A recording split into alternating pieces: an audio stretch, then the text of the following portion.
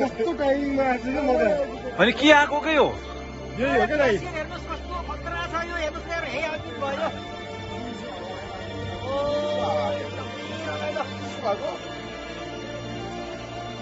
I guess we are the first one to have captured this kind of glacier, right? Oh!